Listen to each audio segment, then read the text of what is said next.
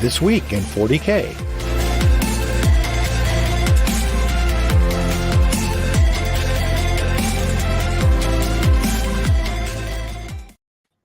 Welcome to Oh, that's not right. Welcome to This Week in 40K. I don't have any Billy with me today. The Billy is busy getting ready to take a test that lets him be an actual lawyer in the state of California. And that seems like a great deal of adulting that we shouldn't get in the way of. So today, filling in for Billy is longtime co-host of the Best in Faction podcast and one of my closest friends in the world, Mr. Chuck Arnett. How you doing, Chuck? Oh, pretty good. It's early. I would normally get up. Actually, I think my alarm would be going off right now. Yeah. In case you guys don't know, part of the mission statement for This Week in 40K is that we don't take weeks off. We just grab other hosts to fill in. So Billy's busy. Chuck fills in a couple weeks. We have another one where Billy is in Hawaii with his wife, I think. And so that guy's doing all kinds of cool adult stuff. Yeah. I saw a friend of mine's 40th birthday for his wife yesterday on Facebook, and they went to Mexico with 12 people and did all this crazy stuff. And I thought, wow, your life is very different than mine.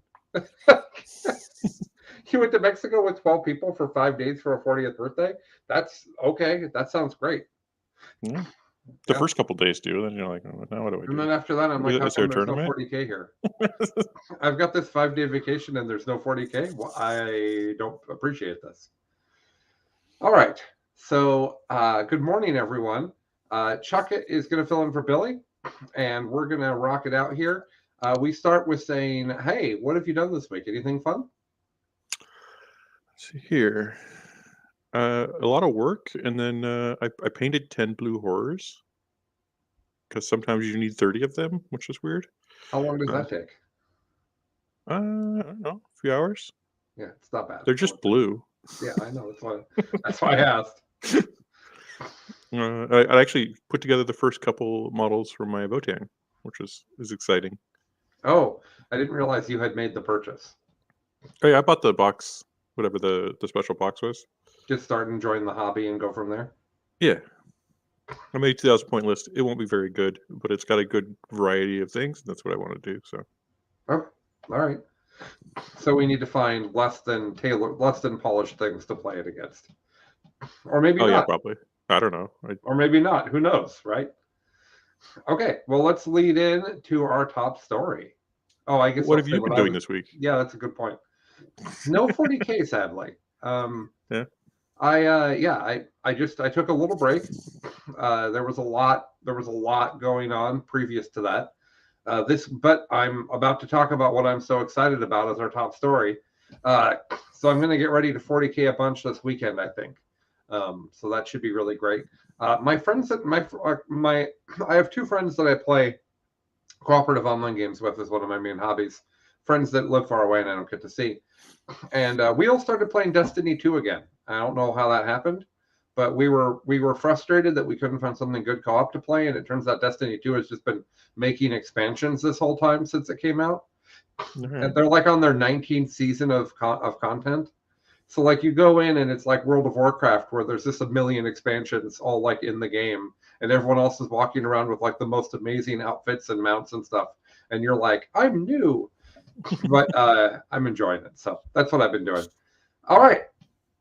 Off we go. Our top story.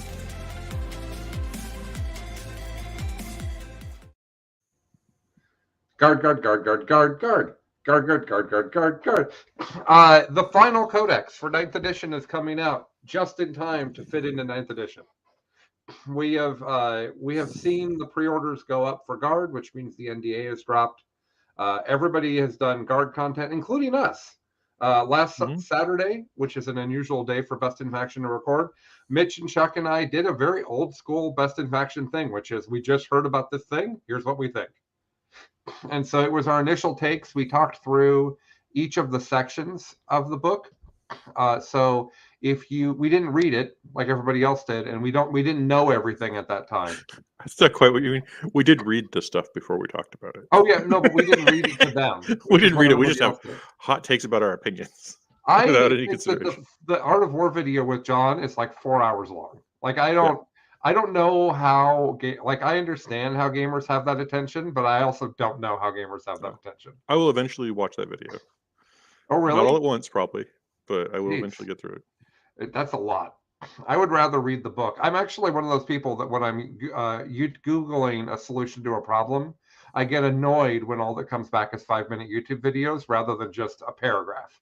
Mm-hmm. Like I would much rather just read what I need to know than watch your 8-minute video where you tell me about Raid Shadow Legends for the first 3 minutes. So, but have you heard about Raid Shadow Legends? What's that? Have you heard about Raid Shadow Legends? I definitely have heard about it. They're the only company that's reached out to advertise on our network. Oh. And I said, no, Sorry, thank you. That's okay. So I'm pretty darn excited. Oh, we still have World Eaters to come. That's fair. I wasn't really thinking about that as a codex, but I guess it is its own book. Is that right, Chuck? Yeah. Okay. And do we know anything about it? Well, they're going to have axes, and they're going to apply those axes to other people until they win the game. Okay. And it's got, Engron in it. Okay. And they're the corn guys, right? Yeah. Okay. Because they want to eat the world. That seems like a very corn thing. They're going to chop his head off. Okay. Over that Fair works. enough. So my initial high level take of the Guard Codex is it's quite powerful. How powerful, I don't know. I'm going to get it on the table and make some bit reps and maybe a stream game in this week. So that should be really good. I'm going to try some different things. I'm mostly excited about balanced lists. There is some skew in there possible. Our friend Hank is getting ready to take something crazy like 14 Lehman Russes to an RTT this weekend, which is a real problem because they're T8 13 wounds. They've gained a wound somewhere. T8 13 we all wounds. have it's COVID. Like with a 2-up save, but they also have Ola's Dust on them, which I didn't know until I read the book. Mm-hmm. So Ola's Dust is you're hitting me with a 1 damage weapon. I get an extra AP against that. So on a 2-up save T8 model, that's pretty neat. It makes a little shooting even less appealing into it. So it could be, especially now that their turrets can shoot out of combat and stuff. And there's a couple ways to make the tanks slightly better in combat. It could be that 14 Russes is great. I don't know. Mm-hmm. I think it's only 12. Excited. What's that? I think it's only 12. Is it only 12? Okay, fine. 12 Russes. Yeah, it's a lot. Yeah, so I'm thinking I'm going to try some more balanced lists first. I'm also sadly not super excited about the super heavies, even though there's 37 of them. I think it's funny that every other book has like, here's our 2 super heavies. And then Guard's like, here's the matrix of tank names we didn't use for our super heavies. Yeah, it's pretty crazy. So anyways, the big takeaway for me from that book is not how powerful the shooting is. It's how much jank they added. Mm-hmm. There's an incredible amount of tools and tricks and jank in that book. And I love that. And I can't believe they did that for Guard. It's so exciting because in 8th edition, and maybe Chuck, you can talk about Guard in previous editions to that. But in 8th edition, Guard was very bland. They've always did a thing. Line up, fire the guns, hope it works. Yeah. So the fact that they've given them, give this thing OBSEC and, move this thing faster and, all of these tons of orders that do different things and neat stratagems and custom lists where like chimeras throw their people out after they move. And like, there's all types of neat stuff going on in that book. So I think it's going to take some time for people to figure it out, but we aren't going to have hobby leg on it because it's Guard. Mm-hmm. So, and a lot of people have Guard armies. Like I would say that's similar to Orcs, where like there's this whole giant crew of people that have a Guard army that they're excited about, and they're all going to put it on the table the minute they have the chance, which is what we saw with the Orc Codex, right? They're all going to paint a dude on a horse, and they're going to be good to go. Yeah. A lot of tournaments are not accepting dude on a horse, so we should talk about that. The guard is out in the box set like they did with Orcs, which I could talk about for 5 minutes, and I'm just not going to.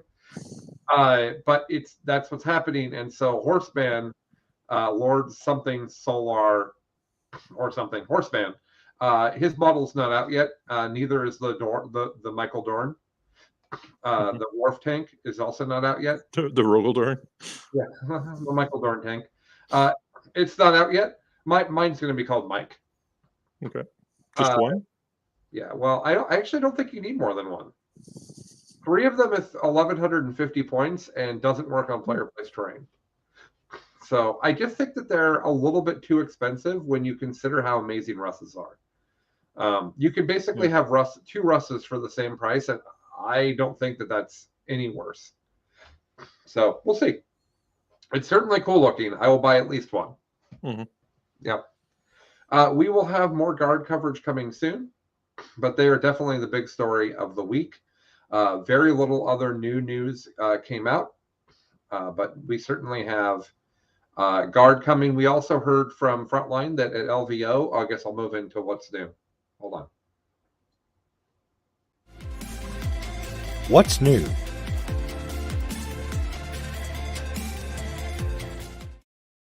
Chuck, the theme song is part of how we get amped in the morning. No. Billy and I just really like the theme song. So the fact that we get to hear it like 5 times in the episode is great for us. What's new? Frontline has announced that supplements will not be allowed at LVO. So no, not a lot of armies are hit by that. That's really bad for AdMech because their Vanguard veteran cohort goes away. Mm-hmm. It's bad for Drukhari because Drukhari is already just barely good enough, and Strife going away is a really big deal. I don't think it affects Orcs much, does it, Chuck? The speed was fun, but like it's not the thing. So, but the Goth thing with Gaz is the only thing that wins. Yeah, and that doesn't need it. So, Sisters, the Bloody Rose thing is neat, but I asked John Lennon what he thought. Probably one of the best Sisters players, and he's like, it really doesn't matter very much. You lose pregame moving Rhino, which is a big deal, but other than that, it's not really a big deal. It changes how you build. It's not. Yeah, it's different. I'm trying to think if there's any big. None of the Eldar Codex gets hit. They don't have a supplement. Does it hit things like the Necron White Dwarf armies that just came out, or is it only specifically the supplement books? I don't think it hits White Dwarfs at all. Oh, okay. So I mean, maybe I'm wrong, but I don't know. I don't think it does. And then the other big one that gets hit is Deathwatch, which I think it just murders. Oh, because fine. I think that their supplement is really, really critical to them being competitive. Mm-hmm. They like the supplement is what gives them the auto wounding flamer Terminator thing. That's so like the coolest thing that they can do. Yeah. So that's a big deal. And will the mission book be out in time for LVO? We don't know.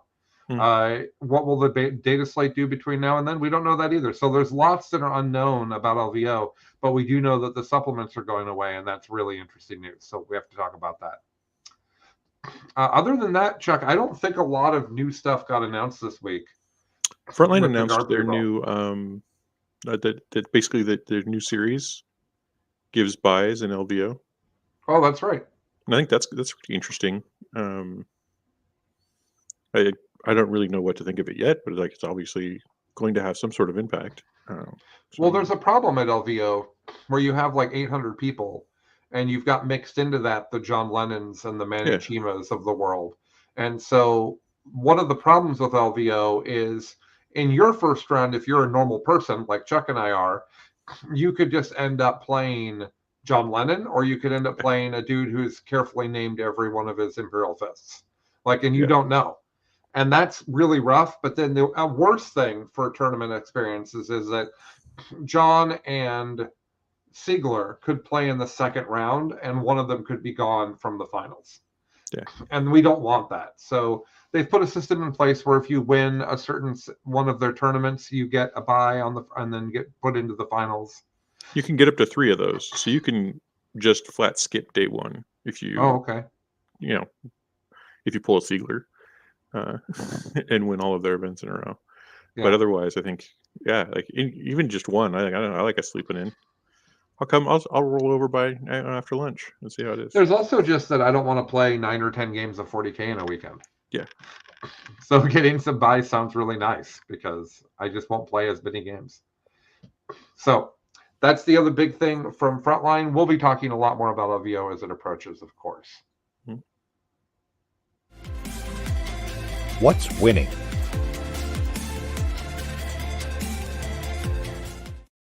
Many different things.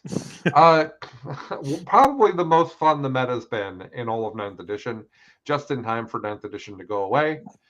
I think that it's important to note that one of the sources we look at each week to prepare this show is an absolutely amazing Reddit poster named JCMS85.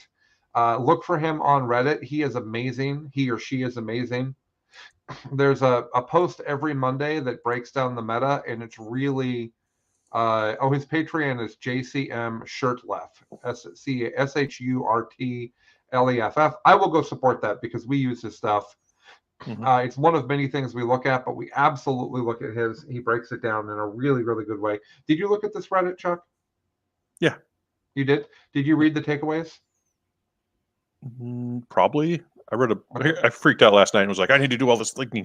So I read a bunch of different things. Because my plan was to tell you the takeaways and see how surprising you are. We can still do that. So I'm going to tell you the takeaways, and you're going to say how surprising or not surprising that is. Okay? Okay. I'm ready. Votan won an event and had a 59% win rate with 9 players. Surprising? No. I think post nerf, that's kind of what I would expect out of him. Yeah, I don't know what to think. Like, people said that they're still too powerful even post nerf, but we just now have all the models out. Like, this is the first weekend where all of the models were out for the weekend. So we're just starting to see them. So there's Hobby Leg, there's figuring out lists, there's a lot, right?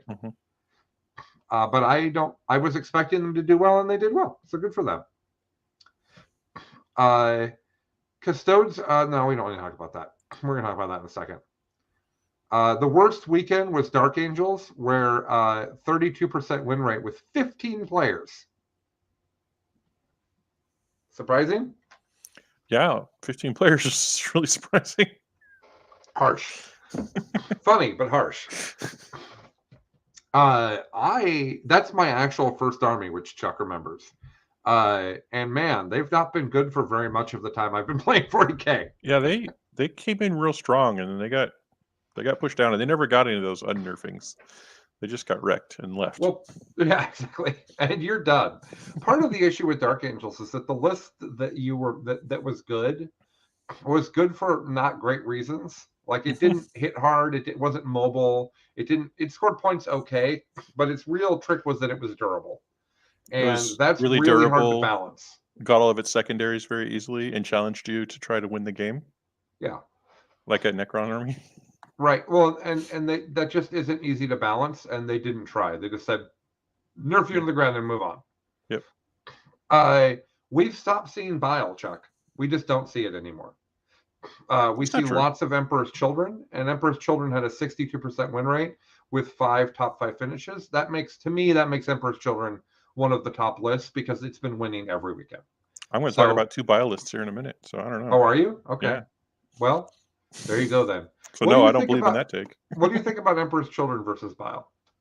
I think specifically in that matchup, I'd prefer to be the Bile player. As far as which one I'd want to take to a tournament, I would take Bile because it fits me better.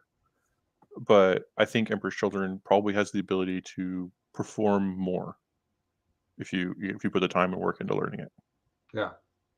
The shooting that they have just gives a whole nother dimension to the Chaos Army that just isn't available otherwise. So the invention of the 5-man squad with the Blastmaster and the Power Fist really pushes them into a different space. Yeah, and they play most of the lists I'm going to talk about for that have 4 or 5 of those units. Yeah, absolutely. Yeah. One of the more interesting things, and I'm not going to do it in the format of how surprising this is. One of the more surprising things is this guy says Necrons in their 6-week win rate have hit a 50% win rate on the dot. They're trending down and had 45% win rate this weekend, but still won an event and had multiple top 5 placings. I think that they were already trending down before their nerf from what we had seen, covering tournaments every week. They simply weren't as dominant as they were before. I think part of that is the meta learning what you need to, like, you can't, if you're a top player, you can't go to a tournament right now without a Necron plan, right? And if it's not a good Necron plan, you're not going to win that tournament. So people are gunning for them, but then they also did get nerfed. And I didn't think the nerf was a particularly big deal, but I'm not a Necron player, so maybe I'm just wrong also. Yeah. I also think the problem with the Necron is it has one very strong thing it's going to do. It doesn't have flexibility. So when somebody plans for you and they have a plan for you, they're done. They've got it. They've locked it in. They've won that game before they stepped up to the table. Yeah. And I personally don't like to play armies that feel that way. I don't ever want to walk up. So dumb. I want to minimize the number of times I walk to the table and go like, "Oh, this is your list." Okay. Honestly, the other direction's not fun either. Like it sounds like it's going to be fun, but like that ultra memes list that I played, where I go up to the table and I look at their list and say, okay, well, this will be over in a turn and a half. Yeah. Like that's fun at first, but it quickly gets boring. I got wrecked by Tau at Las Vegas team tournament, like the worst wrecking I've had in an old 9th edition. And what I said to my opponent is, I'm mostly frustrated that we didn't get to have a game of 40K. Like I'm here to play 40K with you, and that's not what happened. Yeah. So, anywho, LVO is just an invitational that's being funded by the community for no gain. That's kind of funny. It is kind of, I guess. You accept that we do have random people that jump in to that top 16 at LVO every year. And last year, Matt Loris did really, really well. He got to the finals against Sigler, and no one was predicting that. Anywho. Yeah, when I go to LVO, I don't go with a placing in mind. I go with a win rate in mind, right? Like it's a personal goal. It's like it's my own personal marathon. It's not a tournament that I expect to ever come out on top on. I'd probably completely freak out if I even got into the shadow round and take it from there. So like, yeah, be tempted to be like, actually, I'm just going to go to sleep. Yeah, I don't say bye. I don't actually want to play this 7th game of 40K. All right, so that's kind of what's doing well. The other interesting thing here is that Black Templars won their 3rd event of the season, which leaves who as the only Space Marine supplement faction not to win an event this season. I'm shocked by this. Yes, only one Space Marine faction has not won an event this season. Who is it? Is it Imperial Fists? It's actually Space Wolves. Oh. Which I'm blown away. No, wait. No, yeah, they didn't win Charity Hammer. I don't know.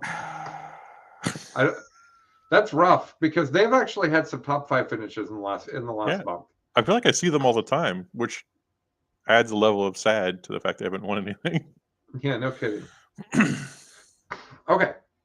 All right. Time to talk about tournaments, which is I think everybody's favorite part of this hootenanny. Oh man, you're putting the pressure on. Yep, that's right. Doing a good job now. Hold on.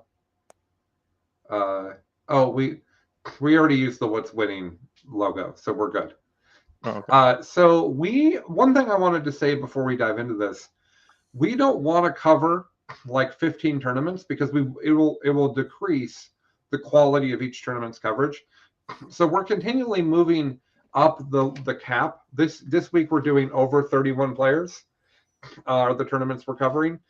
We keep raising the cap. It isn't because we don't care about your tournament. It's because the amount of tournaments has gotten a little bit crazy. And there's a 25-player tournament in the middle of nowhere, Canada this week. That's super interesting, and I would happily talk to anyone about the outcome. But I don't think that there's as much to learn from that as there is how people did in a 60-person tournament. So we're trying to focus on the things that are interesting for y'all. If you guys have feedback about that, let us know. We're as I like to say, we're working on the airplane in flight here. The show never stops. We just keep going, and we're just trying to figure out how to do it. Also, if you miss Hank's list corner, tell us that too, because we kind of just got out of doing that, and we could go back to it if it's something people are excited about. All right. Here's what we do. We've switched jobs this week. Chuck is doing the big tournaments. So Chuck should start by telling us about the Baltic Cup 10. All right, the Balcony in Hamburg, Germany. I'm always. I'm just going to start with every time I get to see a report from any sort of large tournament in Europe, I immediately just like, oh, this is going to be interesting because it always feels like they do something very different than us.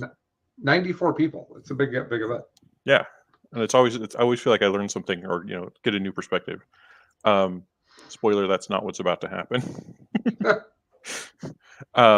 So the top player, and you'll understand why. Andy Dice Skills, obviously pretty good at this game.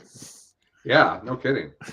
He brought Chaos Knights. He's got an Abominate, and he's got 7 Baby Knights. And then he brought some friends. He brought a Changecaster, a squad of Pinks, and 3 Flamers and 5 Flamers. I've seen this list before, or one very, very similar to it. I've talked to people about playing this. Those Pinks and those Flamers you bring the ability to do banners and stuff like that. They bring a different flexibility to the Knight list. So it's like a really good bump. I'm actually surprised we don't see more of this. Maybe this win will help shed some light on it. We'll see. After that, we've got Sisters also coming in at 5-0, just getting a few less battle points. For Sebastian Mack, he played an MSU Bloody Rose list. It's just all the good stuff, and it's really MSU. It's 5s of everything and a bunch of stuff like that. And then he brought 3 Executioner Baby Knights. It's funny. I try to jam 3 Executioner Baby Knights into like every Chaos list I have. Never thought about it for Sisters, but I think it's really good.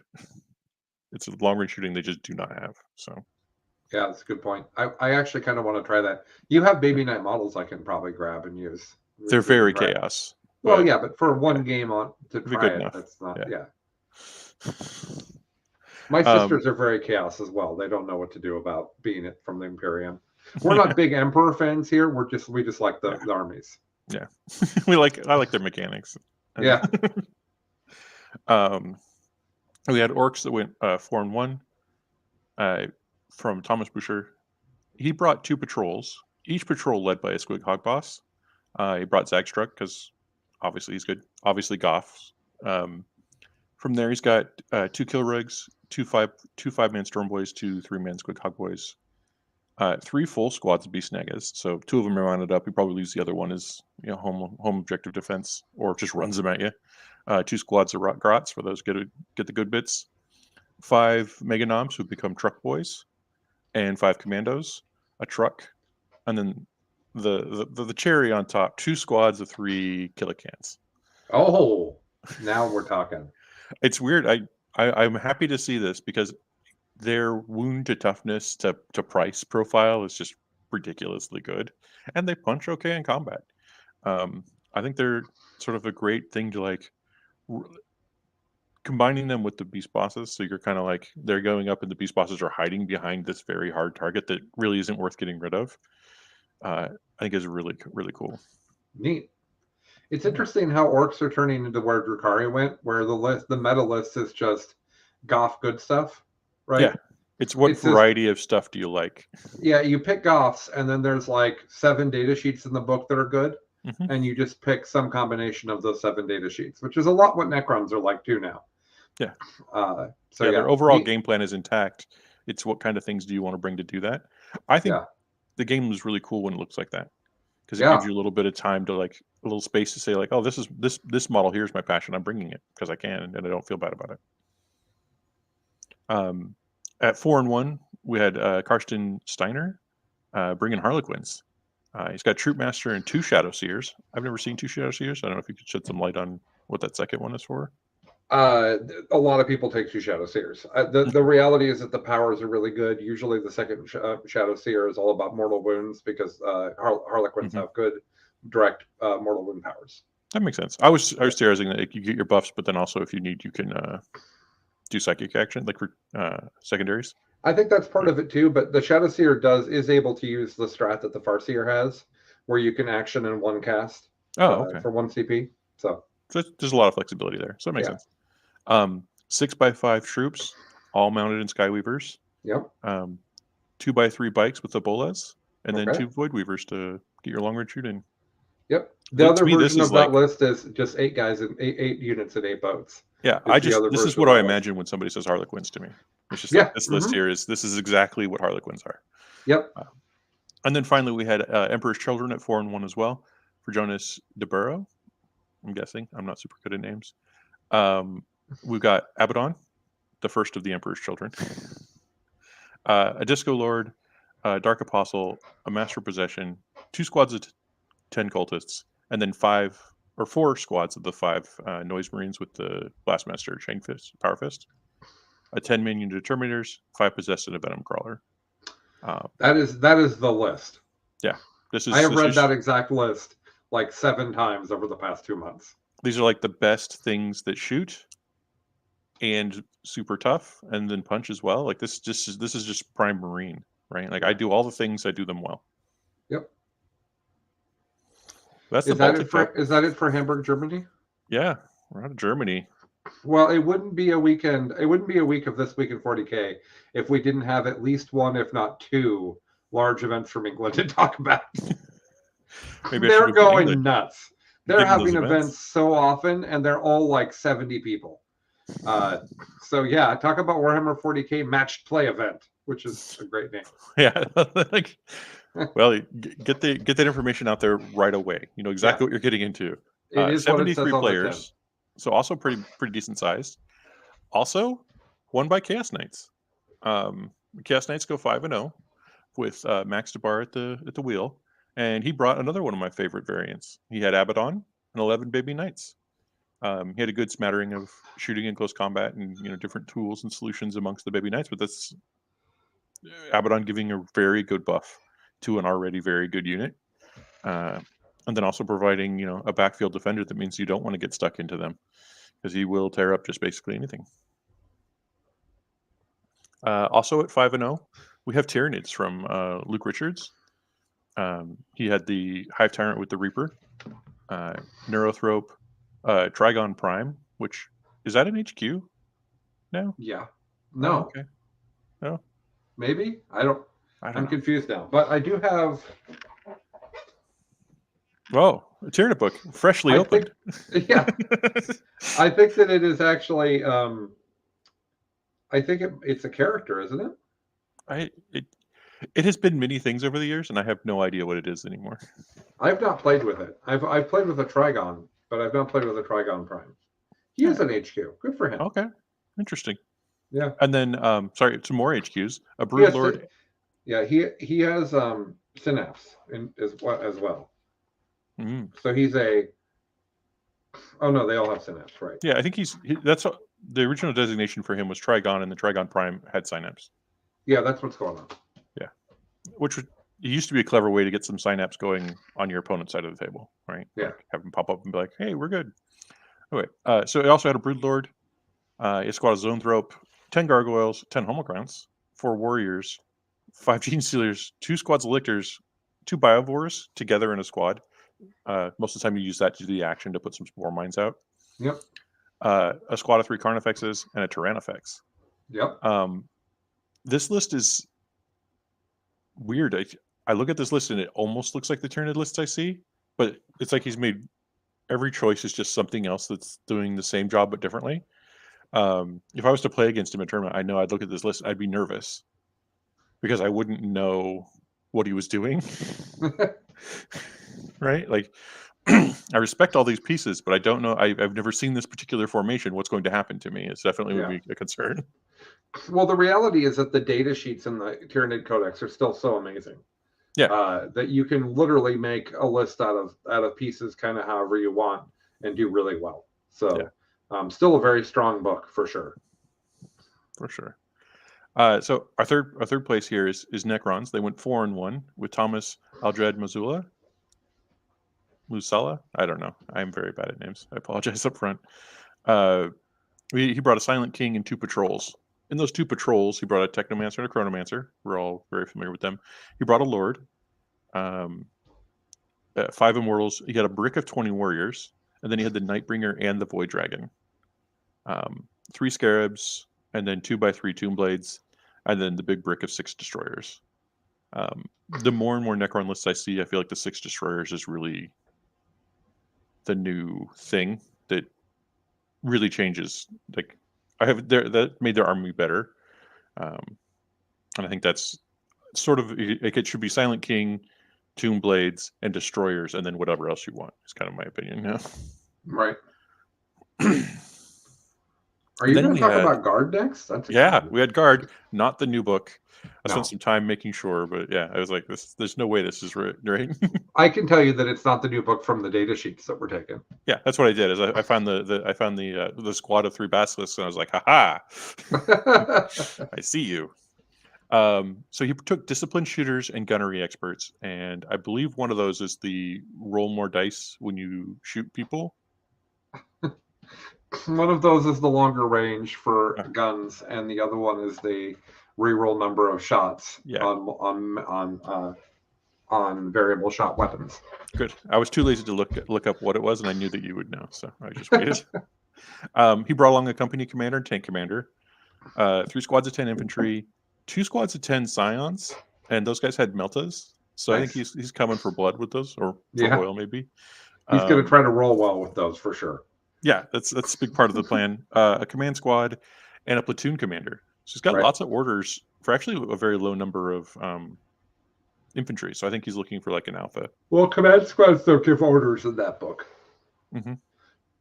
So he actually then- has 1 tank order and only 1, because he doesn't have a Tempester either. This doesn't matter. Okay. We should not cover this list in this much detail. All right. Well, he also has 3 basilisks, 2 Lehman Russes, and a Shadow Sword. Nice. So quality engineering right there. Do you I know love what Shadow do you Sword. know what the cannon on the Shadow Sword does now? Is that the strength 16 AP5 16 damage thing? 14 damage, but yes. Oh, 14? Oh, mere 14? I don't even care. Yeah. And that's enough, and I can't remember how many shots it is, but Right. it's multiple shots as well. Yeah, no, I actually started watching a bat rep where they brought one against the giant chaos, the scorpion, and they shot it at the scorpion first turn and blew it up, and I just turned the bat rep off. I was like, well, that's over. Yeah, right. That's the end. I think it's hilarious if your meta is deep with Chaos Knights, Oh yeah, because you just blam. It's like every turn this thing kills at least 1 baby knight. yeah, probably 2 or pretty like 1.5 because it's got a lot of their guns too. Because there's other guns, yeah. Anyways, continuing on with Right. our Yeah, last up Custodes is player. Custodes at 4-1 for Mark Pinder. He brought Emperor's Children, Chosen, Emperor's Chosen. I do the same thing. He had a bike captain and a shield captain in Terminator armor, 3 custodian guards, 5 prosecutors, 2 palace grav tanks, 2 spear dreadnoughts, and 3 multi-melta contemptors, and then 3 of missile bikes. So this really shoots. Like this is a lot of guns. Very We have durable. a player in our local who plays very similar to this, and every time I play him, I'm shocked that like it has that feel of like, well, you came out in the open, all of that's dead, and it has a couple little fairly powerful linebackers in those characters and those squads to fight you if you come in front of them as well. So it's got a decent strategy to it. Yep. I'm done with Europe. Get me out of here. Okay. Well, let's go to San Antonio then for the San Antonio shootout. 61 people, 5 rounds, San Antonio, Texas. And up on top, Creations of Bile. So Demonstrating that I didn't look at your tournaments when I was preparing. Yanni Vasquez brought quite an interesting list here. This is actually where I started with Bile, so I was really excited to see it do so well. I guess I should also be sort of sad to see it do well because I thought like, oh, this can't win a tournament. He's over here proving me wrong. But he brought the Slanesh Prince. You bring this guy for the extra D3 attacks on both his sword and his claw. A Dark Apostle and a Master Possession. These are for buffing Terminators and such. 3x10 cultists.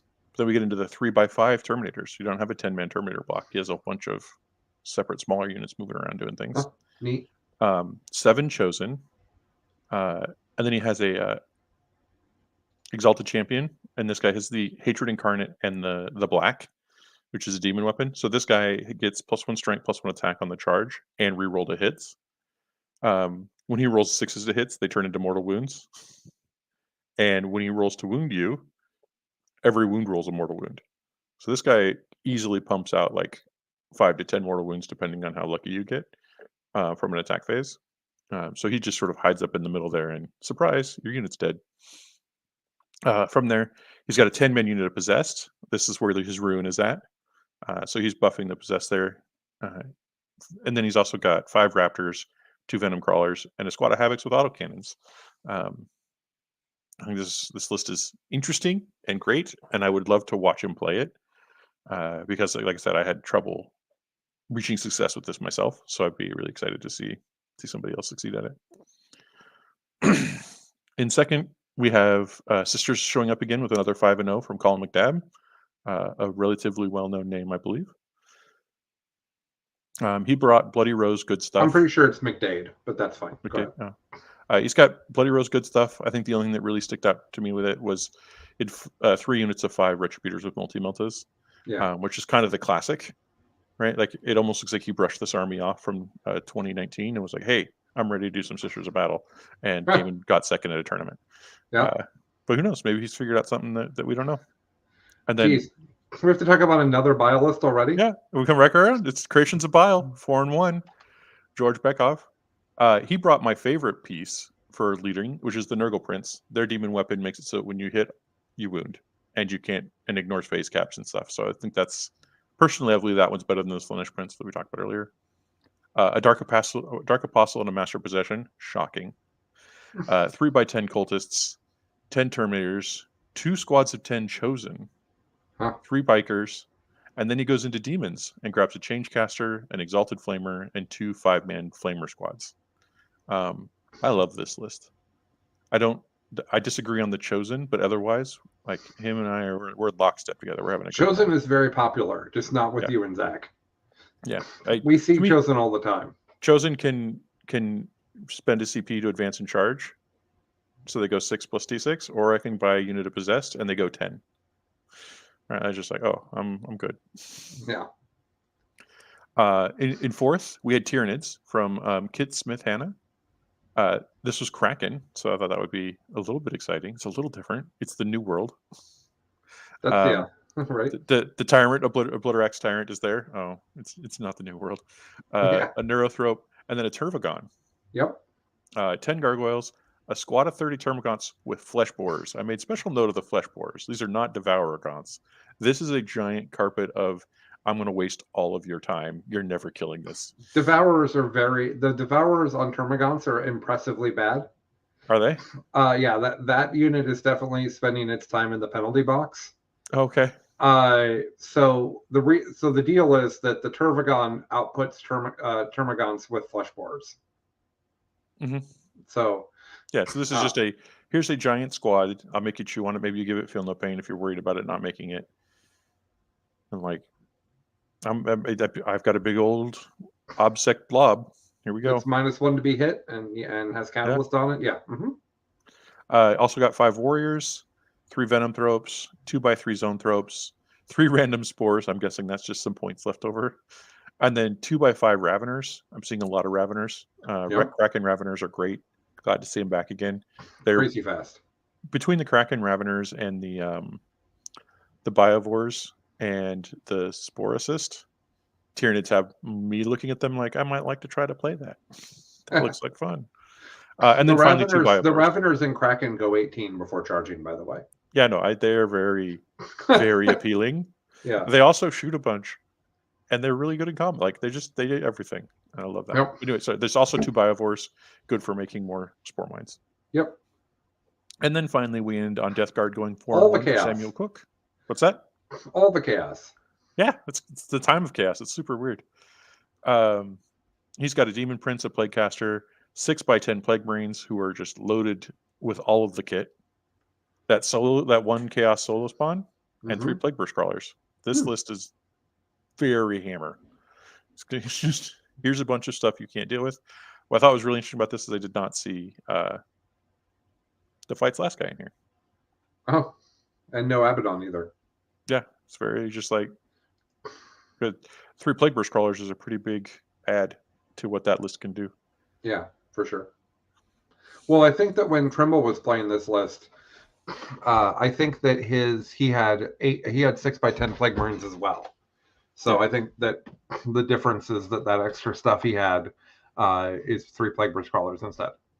Yeah. Which is, there's a lot to be said about that. I'd be really interested to see how it works, because if your opponent definitely can't get to the Plague Burst Crawlers, so it's a shootout with them. Right. The Plague Burst Crawlers love a shootout. Yeah. So. And as you like to point out, they're only bad at shooting if you compare them to shooting armies. They're not bad at shooting compared to chaos. They're also not bad at shooting if you just drive them out where they can see their target. Like that mortar and those guns, they're all good. Yeah. So. All right. Are you done? Yeah, that was the assignment. I did it. Okay. I'm going to take over with the Denver 40K Fight Club, which was in Denver, Colorado, with 57 players and 6 rounds. I have family in Denver. I'm going to have to go out to one of these events because we have a number of friends out there that are playing 40K, and it's great how the Denver scene is growing. This wasn't a thing even a few years ago. Mm-hmm.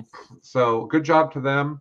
The winner of the event with 6-0 was Travis Armstrong with a dread heavy, with 4 basically dreads and then a big unit of spears. Emperor's Chosen. Just, here's a bunch of dreads. Here's a whole bunch of other guys. He had some Sagittarium.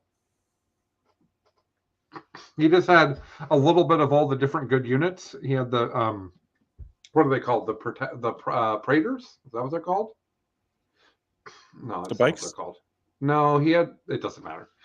Anyways, he had a mixture, just a variety of stuff with dreads. And what I think is interesting about this is that when all of the changes dropped right before Charity Hammer, everyone's initial take was that Custodes were screwed. And then as everybody built for Armor of Contempt, we continued to say that Custodes were in trouble. Custodes won the Kipper's Melee. Custodes won this, and you had Custodes in your top 5s as well. Mm-hmm. It turns out, not bad. And sometimes you just roll 4-ups. Yeah, I also think they're kind of army that inspires loyalty. So I suspect these players that we see popping up here have been playing them since then and figuring it out and working it out. Yeah, that's true. So these are probably pretty talented players in this lane, right? Yeah, that's fair. Speaking of commitment, second place was Blood Angels, which is another one where the people that like them really like them. Mm-hmm. Zach Kerstetter, not a lot to say here. It's a pretty standard list. 2x5 Death Company, 3x7 Sangard, the 1 unit of Eliminators. Just pretty standard Blood Angels list. We are going to spend more time talking about third place Cody Giroux with Drukhari. All right. And I'm really excited. An army? Yeah, And this is a bunch of different stuff that's been good at different times. So he has a big unit, a big court, and then an Archon. 1 unit of Cabalites, 2 units of Mandrakes, a Raider, and 3 Venoms. That's his Blackheart detachment. Then he has a Prophets of Flesh detachment that has Draz, a Homunculus, 1 unit of Rax, 1 unit of 4 Grotesques, and 2 units of 2 Talos. Okay. Which we haven't seen in a while. Then his third detachment is Strife with a Succubus, 1 unit of Witches, 2 units of Incubi, and 1 unit of 3 Reavers. It's probably just to run out and do something. This is a good stuff Drukhari list that went 5-1. Good job him. Yeah. It seems like so little. This list, if you had shown me this list, I would have said, well, that list isn't good. Yeah, I wonder what the magic is. Like, is it good at mission maybe? Or like there's some kind of like trickies pulling here? Like it's still fast and it still hits hard. Yeah. Right? Like the Succubus is still crazy. Like there's a lot of neat stuff in there that does good things. I'm just surprised mostly by the 4 Talos because they got hammered. Mm-hmm. All right, moving on. Good job to Cody. Next up is friend of the network and Charity Hammer alum Matt Evans. Matt took a custom trait Tyranid list. And I forgot to look up the custom traits. But what's really interesting is that he has a Turvagon, a Sporocyst, Biovores, and 89 Termagants. So he's basically doing the Termagant carpet here, which I have no idea how good is, but Matt's a very good player, and he rocked it to 5-1 pretty well. Fifth place is Stephen Corral, maybe, with Emperor's Children going 5-1. I did not write this list down because it is exactly what you expect. Yeah. Abaddon, 4x5 Noise Marines, a unit of Terminators, 2x5 Possessed, and a Venom Crawler. Next up, we have to go to England for the second multi-day tournament of the weekend. Team Stonehammer presents the Protect Ya Neck GT. Yikes! It sounds like a rougher neighborhood. Yeah, 49 players, 5 rounds, won by Chris Kinnear's Necrons. I actually pulled this list out to talk about because there's something very significant about this list that we have to talk about. All right, that's exciting. There is no Silent King in this list. I spent a lot of time trying to find him. Trying to find it. Yeah. So the list starts off. Now it is still relentlessly expansionistic, and it is still the two things, because actually it looks like he's Eternal Conquerors and relentlessly expansionistic. I wonder what Eternal Conquerors is. That's the OBSEC, isn't it? Oh, I thought it was a different name than that. Anywho, Chronomancer, Void Dragon, Canoptic Spider, which, it's a 60-point thing that does stuff. Mm-hmm. 9, 9, and 8 Scarabs, 3 units of Tomb Blades. Well, the spider puts Scarabs back, so that makes sense. Oh, that's true. 6 Locust Destroyers, Viral Construct, Trazen the Infinite, Immortals, 6 Scorpic Destroyers, a Transcendent Catan, and then another Transcendent Catan. So instead of taking the Silent King, this monster of the table has taken 3 Catans, which there's a lot of lists that want no part of in the game. Yeah. Just don't know. Just don't touch me there. I don't like it. And he went 5-1. So rock on him. That is the first non-Silent King top finish I think we've seen since the buff. So great on him. Second place, we have Keith Wilkinson. He's got an Emperor's Children list. I'm not going to tell you about it. It's the same thing as everybody else, which is fine. That's just, we've discovered this is what's good for Emperor's Children. I think Violence Vidal is the one who first was like, hey, this is what's good. And it's basically, other than the discovery of the Noise Marine change, what people are playing is exactly what Anthony played against me, like the second weekend this book was out. Yeah, and even then, he was playing Noise Marines. He was just bringing Blastmasters, and that's not where you want to be. You want the big gun. Yep. Third place is Michael Armour, and he rocked an Imperium soup list with Custodes and Guard. Okay. So his Custodes was a Dread, 3 Caladius, and 2 Telemon, which is like, I'm tanky and shoot well. Mm-hmm. And then he took a Scion's detachment with 3 units to like deep strike in and do actions, and 2 4-man plasma squads.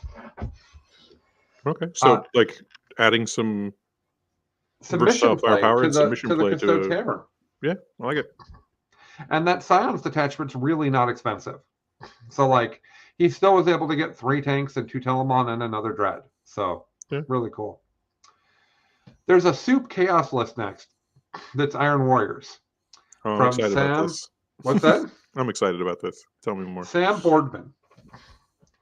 Sam rocked a very standard chaos list, except that after his unit of 10 Terminators, he said, what if I took 2 Helldrakes? Okay. And then what if I added a Demon's detachment for the Changecaster and 2 units of Flamers? Okay. So pretty standard list, unit of Possessed, all that stuff. But then let's just throw in some Helldrakes and some Flamers. Okay. The Flamers is almost ordinary to me at this point, but the Helldrakes is like, okay, like that's... Yeah, what do they do? Yeah. Matthew Williams also went 4-1 at that tournament. He took Chaos Demons. That's what the list said, but it's actually a Tzeentch list, according to the actual data, the actual list. Because he had 3 units of Rubrics. He had 3 units of Terminators, Chuck, 10, 5, and 5. Okay. And then 3 units of Flamers. This is, other than how many Terminators he took, this is something we're going to see a lot of, right? Yeah, right. I played it a little bit. I've been helping Zach modify. It's definitely a Zach army. It's got the high levels of complication and craziness, and it has a very high ceiling of what you can do with it. So Okay. And then now we get to talk about one from our state in Pasco, Washington, the Atomic City War Zone. Mhm. This is a neat one because it's like a local club doing it and not a store. And so they just took a percentage of the entry fees and made a cash prize. So this tournament had a really big cash prize, which is a neat way of doing it.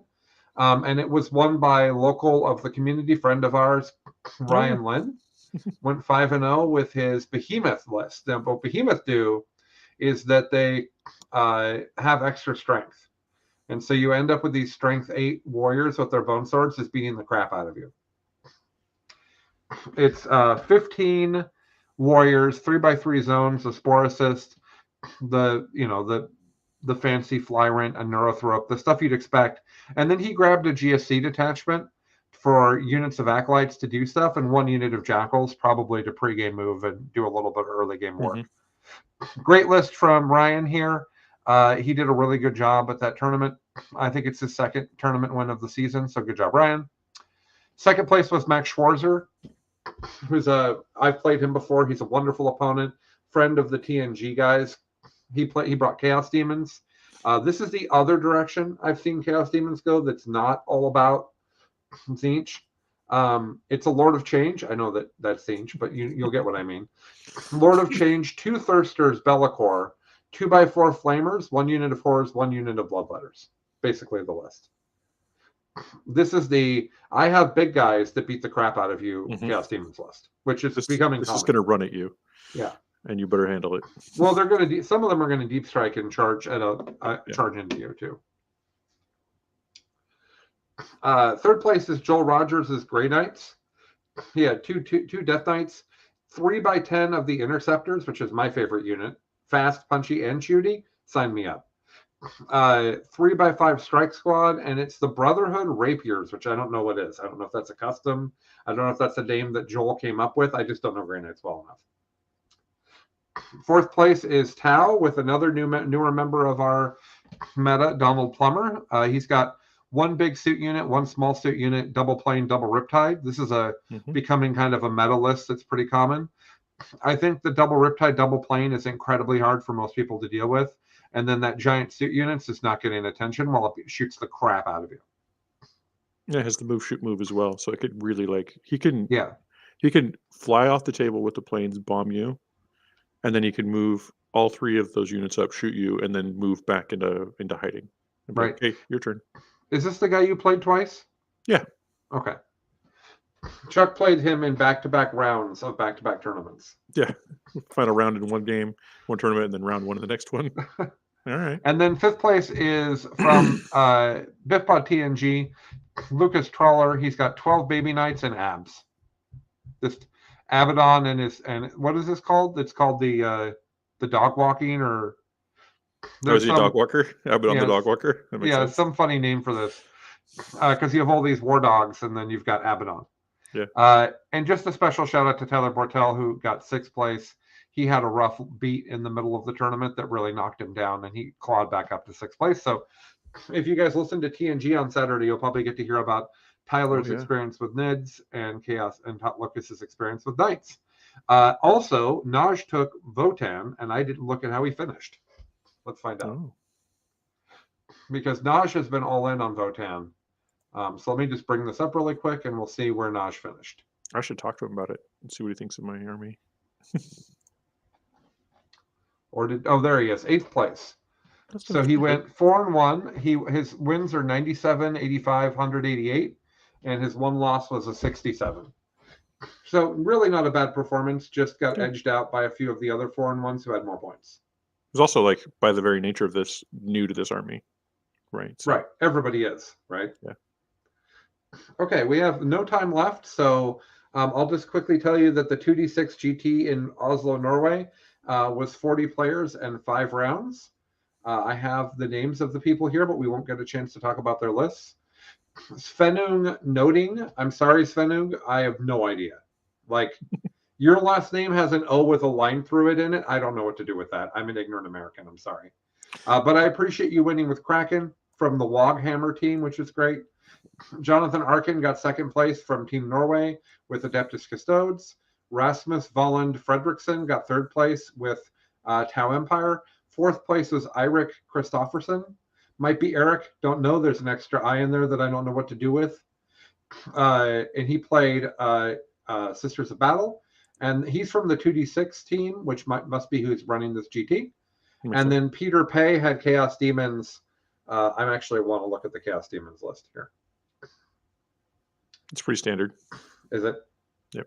2 Demonettes, 2 Flamers, Be'lakor, Fate Skimmer, Bloodletters, Flamers.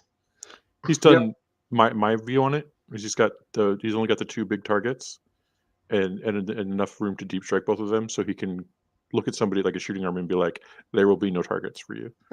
Yeah. Which I think is a powerful move. Yeah. Tim the Sorcerer says that list is called Walk the Dogs. Walk the Dogs. I like it. Yeah, that's a good name. All right. So one of the things I want to call out is that we haven't seen anything from Votan yet. So don't make assumptions about what you know there. Hobby Leg's real. There wasn't a lot of participation from Votan this weekend. Yeah, like I think that next stuff weekend came out this weekend, didn't it? What's that? Didn't the stuff came out this last weekend? No, it came out the previous weekend. Okay, so you had 1 week to get that ready to go. To hobby up a more brand new army and figure out what's the best thing to take and practice it. Yeah, it's rough. So yeah, I just it's a thing. So we'll see more on Votan. Guard will hit in 2 weeks, and that'll be really interesting because I think they're quite powerful, and I think they're going to shake up the meta. Mm-hmm. For more on Guard, stay tuned to our YouTube where you'll see events. I'm going to try to do a stream game this weekend, like a live stream game where I talk through everything about Guard as I go. I'm obsessive about this book. I am way more excited than I thought I was going to be. I'm all in.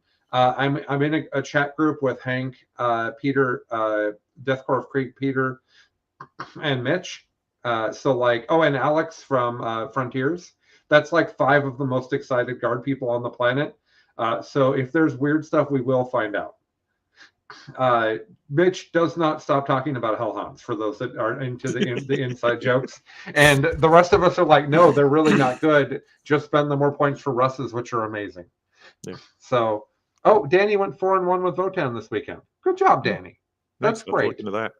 And Naj also went 4-1 with Votan this weekend. So they're right there on the precipice. Well, Danny's been playing them. He was playing just the preview box sets. He's like, here's my kin and my bikes. Here we go. Yeah, and he loved it. He said it was he's doing great. Yeah, What was your favorite list from this week, do you think? The Drakari list. Is it Drakari? Yeah, everything in that list is fun to play with. Like all of it. Like Venoms and Talos and the Succubus that jumps out of a vehicle and goes a million miles and beats the crap out of something. It's the competitive edge Succubus, which I have special feelings for. So, for sure. How about you? Yeah, I think it's the sisters with the baby knights. It I read through it and I was like, yeah, this is some sister stuff. And then I saw the execution, I was like, oh, yes, this is perfect. Variety. Yeah. I don't know what sisters lose when they do that, but nothing. Is it nothing? Okay. They're agents of the Imperium, so you're good to go. Okay, great. The knights don't get anything, but I think it's +1 to hit versus vehicles and characters. Right. So. Just for one more inside joke before we wrap up, the Seahawks had a terrible weekend and the 49ers had a great weekend, so it was a good week for Billy not to be here to mock me. That's becoming a regular segment on the show, Chuck, is that we talk about our football games, and you're like, it gives me time don't care to scroll Facebook when you talk about football. Yeah, right. Okay, everybody, for the show that's about the Grimdark, but is neither grim nor dark. He's Chuck, and I'm Colin. We've had a great time joining you on this Tuesday morning. Remember that you can always find us live at 7 a.m. Pacific Tuesday morning. I'll give you a trick. Google what time is it in the Pacific time zone right now, and Google will tell you. So if you don't know how far off you are from our time, it's very easy to Google it and find out. We really just love doing the show. It'll be on the podcast feed soon. Thank you, everybody. Bye from This Week in 40K. Bye. Bye. Bye. Bye.